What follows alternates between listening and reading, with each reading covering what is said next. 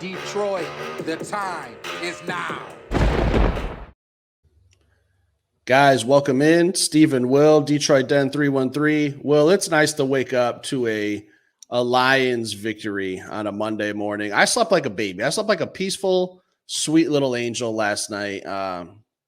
Full 6 hours of sleep. That's a lot for me. I slept pretty well myself. Had dreams of Brian Branch last night. Speaking of Brian Branch, our rookies, we talked about them on last night's recap. Dogs. A bunch of animals, man. Brian Branch playing out of his mind. Sam Laporta just ruining defensive backs. Brian Branch last night. You want to turn that down or get you covered, buddy? Even Jahmyr Gibbs, man, he's close. He is really, really close to busting off a long one. I can feel it. What do you think was going on with Gibbs? Is he going to get that nice 75-yard touchdown we're all waiting on? When do you think it's going to happen? How about when our offensive line is playing? That's true. We are dealing with some injuries, but I know you're really high. And we can say that we were talking about Brian Branch being the steal of the draft. It's easy to say that now in hindsight, but we're on record. We're on the record saying Brian Branch is going to be this guy that everyone's just now seeing.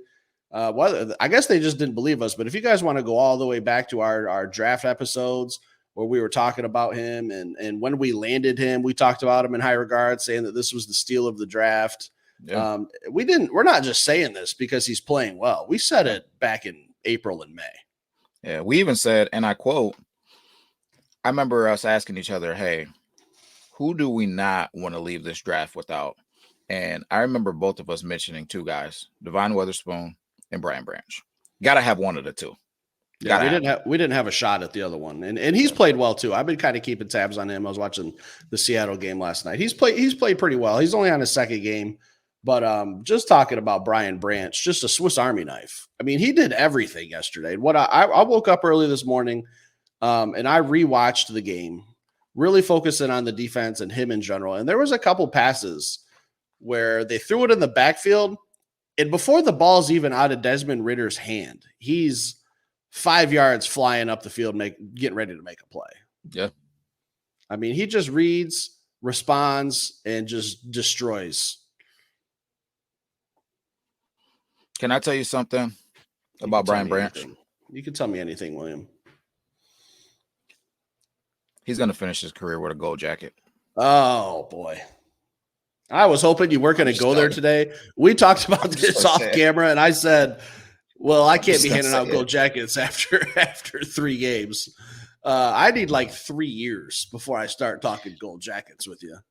Listen, I told you we're not handing anything out, but I do want to get his sizes. Just, we just want to make sure that we're ready. So the Brian Branch statue's going up outside of Ford Field before Megatron, before Matthew Stafford, before all those guys? Listen, I'm going to tell you this. We may need to just get a little mold ready. Get the jacket ready, get the mold ready. Brian Branch is here to stay. He's a flat out dog. He's special. He's one of those guys that jumps off the screen at you. You're not going to get me to stop talking about him. I've been talking about him before, but now he's been unleashed to the world. So get your Brian Branch jersey. I'm not going to say this. I'm going to tell you something. I really think Brian Branch is going to win Defensive Rookie of the Year. I think he's already had just as much of an impact. I'll probably get nailed for this. He's already had just as much of an impact as Sauce Gardner did for the Jets last year. Buddy, it's just different. Sauce is going to lock a guy up, and that's great. That's great.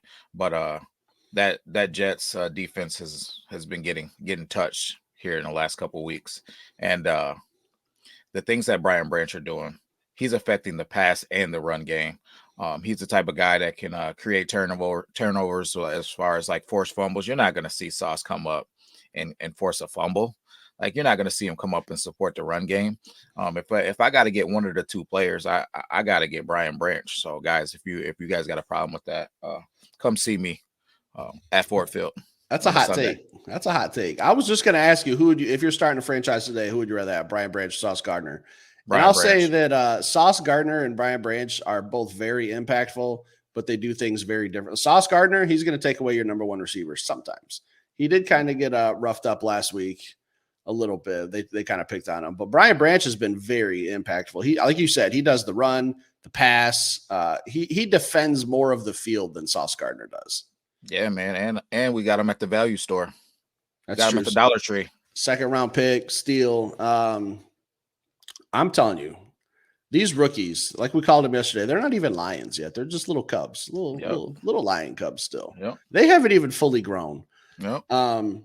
Who are I mean, all right, let's take Brian Branch out of the equation. Who are you most excited to see rookie wise? Or who do you think has stepped up the best since other than Brian Branch? All right, taking Brian Branch out of the equation. Yeah. I would have to say Brian Branch. Oh, okay. I'm just playing. And taking Brian Branch out of the equation, man. Gibbs, man, like I think that we haven't even got to the tip of the spear yet, man. Like Gibbs is gonna be a problem, man, especially when we really start opening up this playbook. Montgomery comes back and you start to see them on the field at the same time, and you start to see Gibbs getting into a little bit of that, what we talked about before, that Marshall Faulk lining up that slot receiver. I think we're going to see. I think that's the difference between me when I think about him and Bijan, when I think about it. Bijan, while he can catch passes out of the backfield, he can run some screens and do some stuff. I think that he may be just a tiny bit, Bijan, a little bit more powerful, but that's not going to last for longevity. You can catch passes out of the backfield for 10 seasons, man. Like, yeah, you look at Jerick McKinnon. It feels like he's been around in the NFL for like 20 years. Yeah. I think my guy, I've been pretty high on him. And actually, when we drafted him, I was like, I got some questions. But I think my guy, Sam Laporta, man, I just think he's played very consistent the first 3 weeks. He's been Jared's little security blanket. Jared Goff, actually, most athletic quarterback in the NFL, too. He proved that yesterday. A lot of people, there was a small roar of Jared Vick coming from section 139. You might have heard it where you were sitting, but it was echoing throughout the stadium. Just throwing that.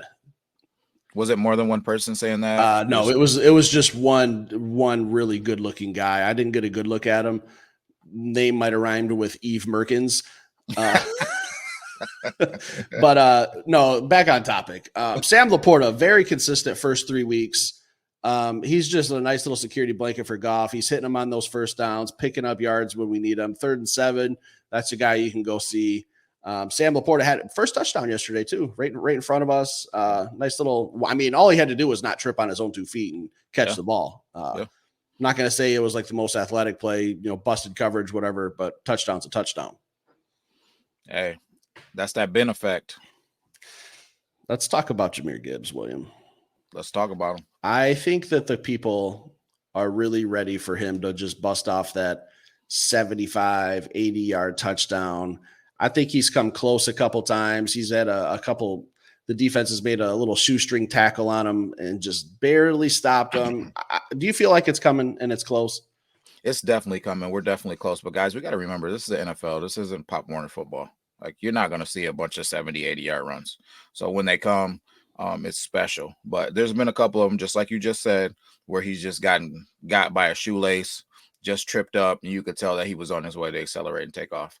So it's coming. And like I said, man, the more he develops, man, as a receiver, I think you're going to see even more of that. J-Mo coming back, just being a weapon, taking off the roof off of this thing and opening up some of that underneath stuff. It's coming, man. He's going to do some special things this season. I still believe strongly that we got the better running back out of the two. That's what I was just going to say.